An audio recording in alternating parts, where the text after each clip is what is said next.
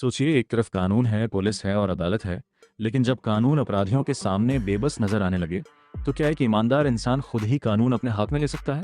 इसी सवाल को लेकर 1993 में आई थी एक ऐसी फिल्म जिसका नाम था भूकंप। और आज हम बात करेंगे इस फिल्म की पूरी कहानी, स्टारकास्ट, विलेन, बॉक्स ऑफिस और उस खास फैक्ट की जिसे शायद बहुत कम लोग जानते हैं। फिल्म भूकंप साल 1993 में रिलीज हुई थी। फिल्म का निर्देशन गौतम अधिकारी ने किया था और इसमें मुख्य भूमिका में नजर आए थे दिग्गज अभिनेता जितेंद्र, जबकि उनके साथ राहुल रॉय, ममता कुलकर्णी और दीपा साही जैसे कलाकार भी थे। फिल्म की कहानी एक आम लेकिन बेहद ईमानदार इंसान के इर्द गिर्द घूमती है, जो मुंबई आकर कॉलेज में साइकोलॉजी प्रोफेसर बनता है। अब कहानी शुरू होती है प्रोफेसर अजय सक्सेना यानी जितेंद्र से। अजय एक सीधा साधा और ईमानदार प्रोफेसर है। वह चाहता है कि उसके आसपास के लोग सही रास्ते पर चलें, लेकिन उसे क्या पता था कि जिस शहर में वह नई जिंदगी शुरू करने आया है, वहाँ अपराध का जाल इतना बड़ा है कि उसकी ईमानदारी ही उसके लिए सबसे बड़ी मुसीबत बनने वाली है। कॉलेज में अजय की मुलाकात एक बिगड़ैल छात्र जग्गी से होती है। अजय उसके गलत व्यवहार को रोकता है, लेकिन जग्गी का संबंध शहर के बड़े अपराधियों से होता है।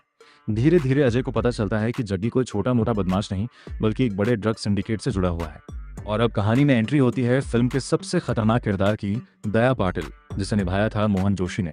दया पाटिल शहर के अपराध और ड्रग नेटवर्क का बड़ा नाम है। मोहन जोशी की इस फिल्म में खलनायक के रूप में एंट्री खास इसलिए भी है क्योंकि भूकंप को उनके फिल्मी करियर के शुरुआती महत्वपूर्ण पड़ावों में गिना जाता है और यह उनकी डेब्यू फिल्मों में से एक थी। अब कहानी और भी खतरनाक हो जाती है। अजय के आसपास के लोगों को अपराधी निशाना बनाना शुरू कर देते हैं। एक छात्र को ड्रग्स की लत लगाई जाती है और उसकी मौत हो जाती है। इसके बाद अजय जिस दुनिया को सिर्फ अपराध की खबरों में देखता था, वही अपराध उसकी जिंदगी के बिल्कुल सामने आ जाता है। अजय पुलिस और कानून पर भरोसा करता है। उसका एक पूर्व छात्र इंस्पेक्टर राहुल सिंह यानी राहुल रॉय उसे भरोसा दिलाता है कि कानून अपराधियों तक जरूर पहुंचेगा। लेकिन जब अपराधी एक के बाद एक निर्दोष लोगों को निशाना बनाते हैं, तब अजय का कानून पर से भरोसा धीरे धीरे टूटने लगता है। और यहीं से फिल्म का असली ट्विस्ट शुरू होता है। अजय फैसला करता है कि अब वह सिर्फ तमाशबीन बनकर नहीं रहेगा। जिन अपराधियों ने लोगों की जिंदगी बर्बाद की है, अब वह खुद उनके खिलाफ खड़ा होगा। यानी एक ईमानदार प्रोफेसर धीरे धीरे अपराधियों के लिए सबसे बड़ा खतरा बन जाता है। फिल्म में सुरेश ओबेरॉय ने सत्यजीत आनंद का किरदार निभाया है, जो एक अखबार का संपादक है और अपराधियों का पर्दाफाश करना चाहता है। लेकिन अपराधियों के खिलाफ आवाज उठाना आसान नहीं होता और कहानी इसी संघर्ष को काफी गंभीर अंदाज में दिखाती है। फिल्म की सबसे बड़ी खासियत है इसका विषय। उस दौर में ड्रग्स, अपराध, भ्रष्ट व्यवस्था और कानून को अपने हाथ में लेने जैसे मुद्दों को लेकर ऐसी कहानी बनाना काफी अलग बात थी। फिल्म एक सवाल भी छोड़ती है, अगर सिस्टम अपराधियों को रोकने में नाकाम हो जाए तो क्या एक आम इंसान को खुद न्याय करना चाहिए? अब बात करते हैं फिल्म की स्टारकास्ट की। जितेंद्र ने प्रोफेसर अजय सक्सेना का किरदार निभाया। राहुल रॉय इंस्पेक्टर राहुल सिंह के रूप में नजर आए। ममता कुलकर्णी ने कविता आनंद और दीपा साही ने पूजा सत्यजीत आनंद का किरदार निभाया। इनके अलावा नवीन निश्चोल, सुरेश ओबेरॉय, मोहन जोशी, जॉनी लीवर, अजीत वचानी और रोहिणी हट्टंगड़ी जैसे कलाकार भी फिल्म का हिस्सा थे।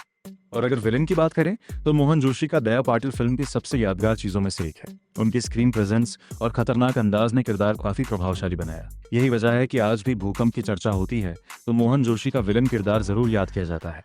अब सबसे जरूरी सवाल, भूकंप का बॉक्स ऑफिस कलेक्शन कितना था और फिल्म हिट थी या फ्लॉप?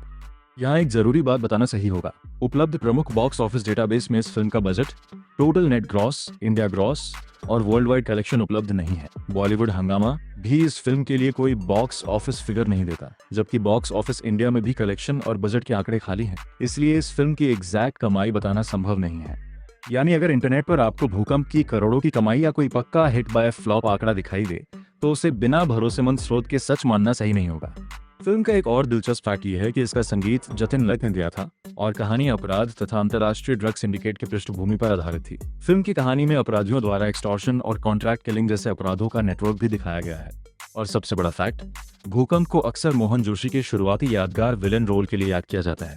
एक अभिनेता जिसने आगे चलकर बॉलीवुड में अपने दमदार नेगेटिव कैरेक्टर से अलग पहचान बनाई, उसने इसी दौर में दया पाटिल जैसा खतरनाक किरदार निभाया था।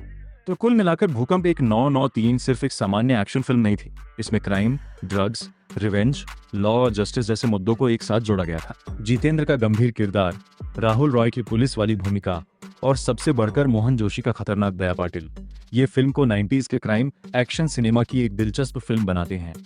और अब आप बताइए, अगर कानून अपराधियों को रोकने में नाकाम हो जाए तो क्या एक आम इंसान को खुद न्याय करने का अधिकार होना चाहिए? अगर आपको 90s की ऐसी ही कम चर्चित लेकिन दिलचस्प बॉलीवुड फिल्मों की कहानी और असली बॉक्स ऑफिस जानकारी पसंद है तो वीडियो को लाइक जरूर करें, चैनल को सब्सक्राइब करें और कमेंट में बताइए कि अगली बार किस 90s की फिल्म का पूरा रिव्यू चाहिए।